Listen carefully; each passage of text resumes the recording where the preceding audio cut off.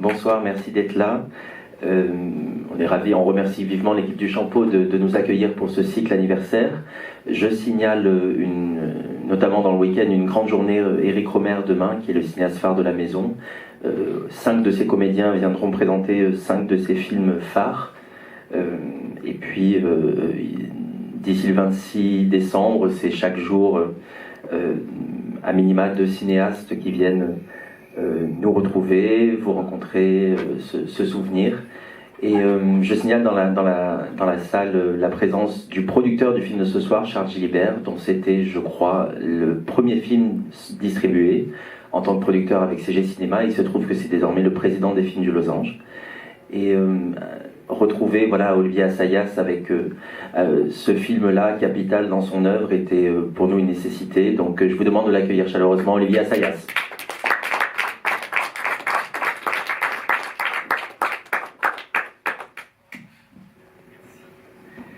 Donc Olivier, on a pu... je vais questionner la distance aussi qui nous sépare de la sortie de Sis Maria, mais d'abord que vous puissiez dire quel était le point de départ de ce film. Il me semble que ça s'incarne en une comédienne en particulier. Oui, d'abord merci d'être là. Merci d'être là 10 ans après. C'est même plus, non? C'est quelle année? C'est 2014. C'est 2014, ça fait 10 ans.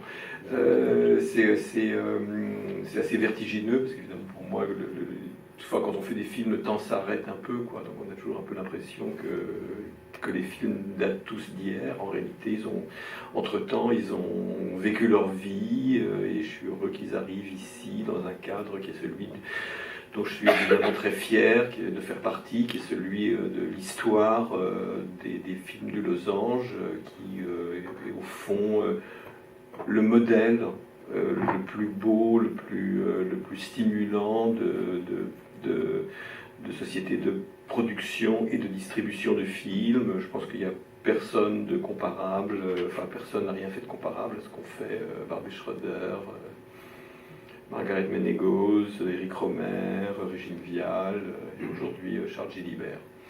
Je crois que j'ai eu envie de faire du cinéma y compris à cause de Rohmer et y compris à travers les films qui ont été produits et distribués par les films du Losange. Donc au fond, j'ai fait partie de cette famille avant d'y mettre les pieds.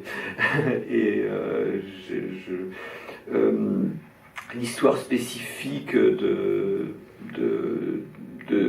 Sis Maria, qui au fond tient d'abord à mon amitié avec Juliette Binoche.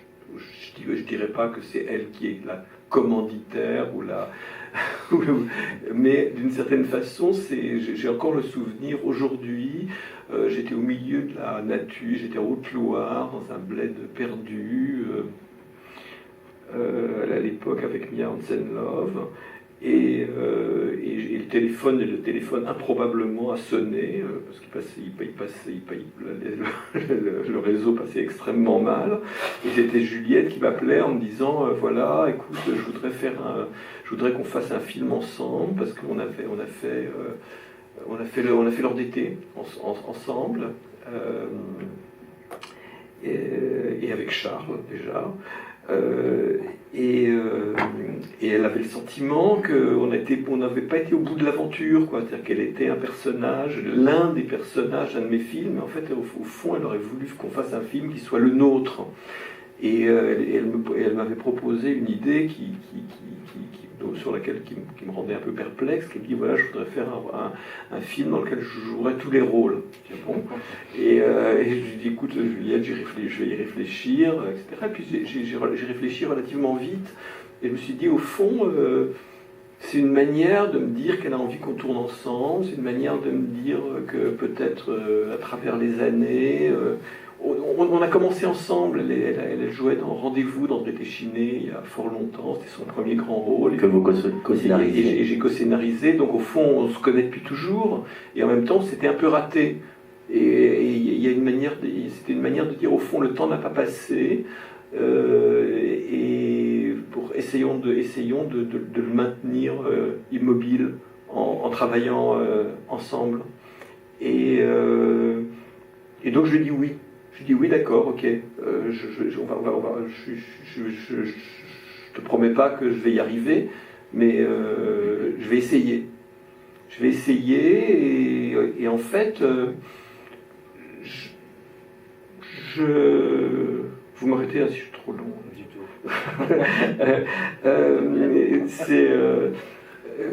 Au fond, quand j'ai écrit le film, enfin je me demandais qu'est-ce que je peux lui apporter, parce qu'elle me donnait d'une certaine façon son désir. Et qu'est-ce que je pouvais donner en échange de ce désir, qu'elle-même puisse désirer réellement, au-delà du simple fait de travailler ensemble. Et au fond, je me dis, mais au fond, la seule chose que Juliette n'a pas faite, c'est de se jouer elle-même. Elle a tout fait. Elle a fait des films petits, moyens, grands, ici, là, ailleurs, en Europe, aux États-Unis. Enfin, elle a travaillé avec les plus grands cinéastes. Et donc, d'une certaine façon, je me demandais, au fond, quoi faire qu'elle n'ait pas déjà fait, de façon, parce que pour éviter en particulier le risque d'être comparé défavorablement au travail de cinéastes que j'admire immensément, comme Rosia Haussienne ou comme Abbas Kiarostami. Et donc, oui, au fond, je me suis dit, mais au fond, je pourrais, à partir de Juliette, inventer un personnage qui se poserait les questions que moi-même je me pose sur le devenir du cinéma, sur la place de l'acteur dans le cinéma, à une époque où le monde était en train de changer. Et donc j'ai construit avec ces quelques prémices un scénario qui a progressivement pris forme, qui m'a emmené dans des zones auxquelles je ne m'attendais pas vraiment, et qui, au résultat, était un scénario qui ne ressemblait pas à grand-chose. À l'époque, MK2, qui m'avait beaucoup soutenu pour mes films précédents, on préférait ne pas suivre. On pensait que c'était trop bizarre ou pas assez dans le goût de l'époque, je crois, ou quelque chose comme ça. En tout cas, ça semblait une aventure risquée, et donc grâce soit rendue à Charles Gilibert, parce que c'est lui qui a, au fond, identifié dans ce film, dans la graine de ce film, le fait qu'il avait un potentiel à exister et à produire éventuellement quelque chose avec un peu de chance de neuf. Et qu'il a jugé à l'époque que c'était un bon point de départ pour lui, pour prendre son propre envol. Et donc ça a été une aventure, mais ça a été une aventure, et le film est devenu une aventure où chacun d'entre nous, au fond, avait des enjeux qui dépassaient un petit peu celui des films, celui qui est le cadre dans lequel se font les films en général. C'était une aventure d'amitié, de passé et de présent, et au fond le film a été reconnu, il a vécu sa vie de façon heureuse, et j'en garde que de bons souvenirs. Grâce soit rendue à qui a cru à quel point ce film était en phase avec son temps, puisque aussi ce qui est un état de fait 9 ans après la sortie de Sils Maria, c'est qu'il a été retenu, notamment par la presse anglo-saxonne en 2020, il a été retenu parmi les 10-20 meilleurs films de la décennie écoulée, très largement. Et l'autre chose sur laquelle je voulais vous faire rebondir, c'est que si Juliette Binoche espérait jouer tous les rôles, le fait est que c'est les 2 actrices qui l'entourent qui lui offrent une formidable caisse de résonance. Il y a un jeu, en tout cas, de miroir entre 3 actrices, 3 représentantes de génération.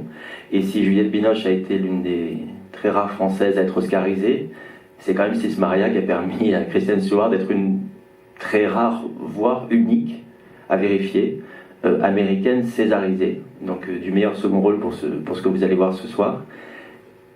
comment est-ce que vous vous retournez sur ce qu'incarnent ces 3 générations d'actrices 10 ans après, et notamment, on en discutait précédemment, c'est presque la 3e niveau qui est porté par Chloé Grace Moretz, peut-être dans une position de second rôle par rapport au duo principal, mais c'est presque les points de suspension du film qui aujourd'hui résonnent le plus fort, tellement Chloé Grace Moretz incarne une figure qu'on retrouve aujourd'hui dans l'industrie américaine, de jeunes têtes d'affiche, de blockbuster 3.0. Disons que d'abord il faut insister, oui, sur comme vous le faites, sur la dimension internationale du film. C'est-à-dire que aussi parmi les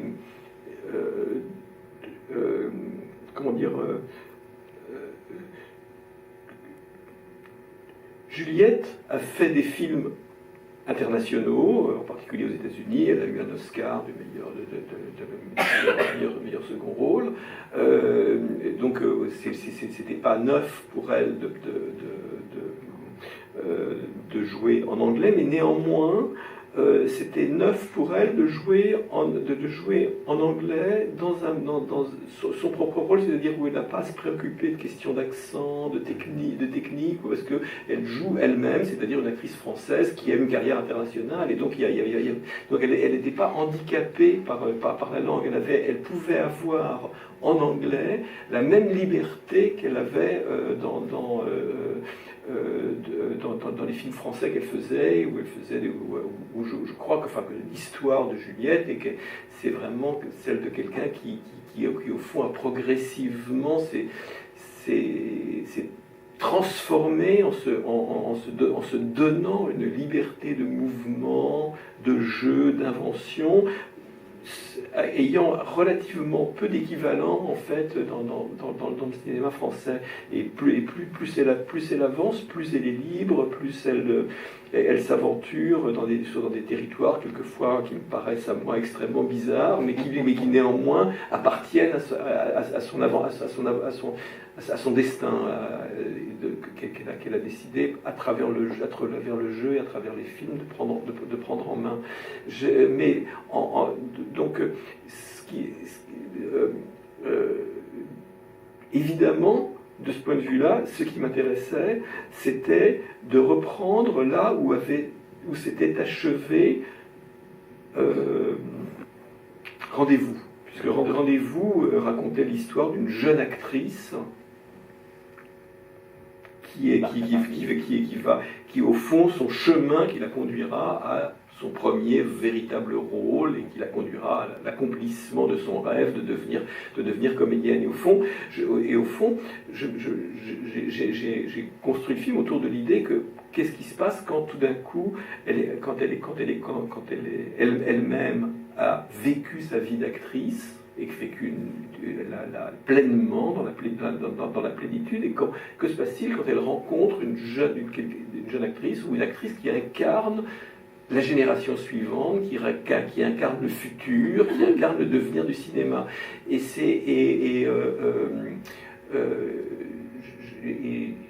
donc de ce point de vue-là, je trouvais ça excitant de la confronter à des interprètes qui aient une modernité qui porte en elle physiquement la modernité de l'époque. Encore une fois, grâce à Charles, j'ai rencontré Kristen Stewart, qui à l'époque était connue surtout pour les Twilight et pour pas grand chose d'autre, et pas nécessairement prise au sérieux comme actrice. Oui, qui ressemblait au personnage de Chloé Grace Moretz. D'une certaine façon, oui. Voilà. Et donc, ça m'intéressait d'utiliser une actrice américaine qui avait plutôt une notoriété chez un public préadolescent, etc., d'utiliser un rôle sérieux. Enfin, quand je dis sérieux, je veux dire véridique, réel, authentique, où elle puisse s'amuser et elle-même dévoiler des dimensions de sa personnalité, de son talent qu'elle n'avait pas eu l'occasion d'exploiter, en tout cas aussi loin jusque-là. et évidemment, le troisième personnage du trio féminin qui est celui qui est le personnage de Chloé Grace Moretz.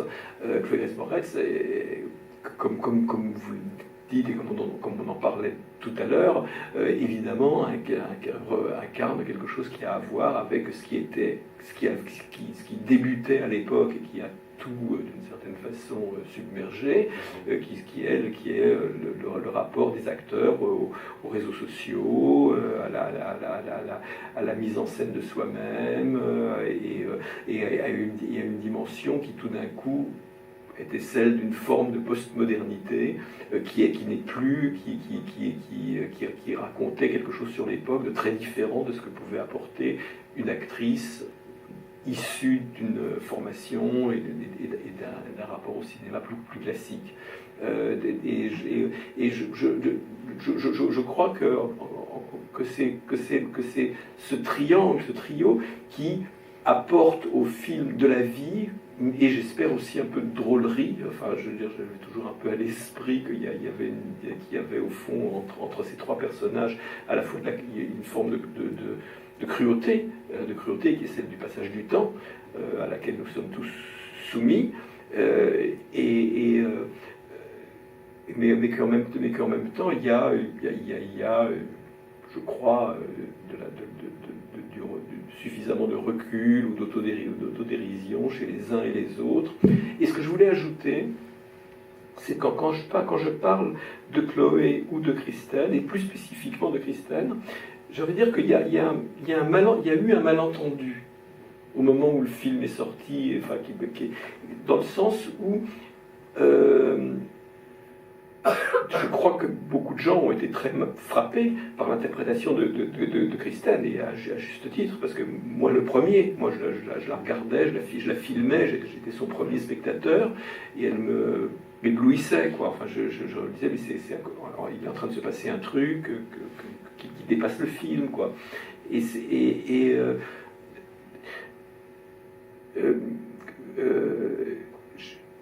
ça a été évidemment reconnu par un César, etc.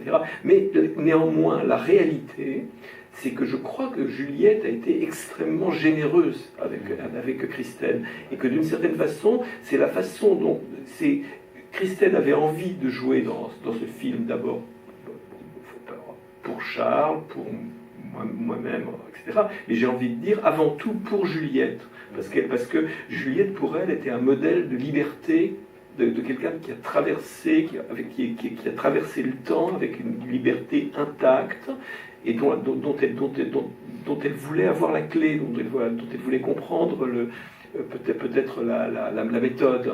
Et de ce point de vue-là, Juliette elle-même a pris des risques.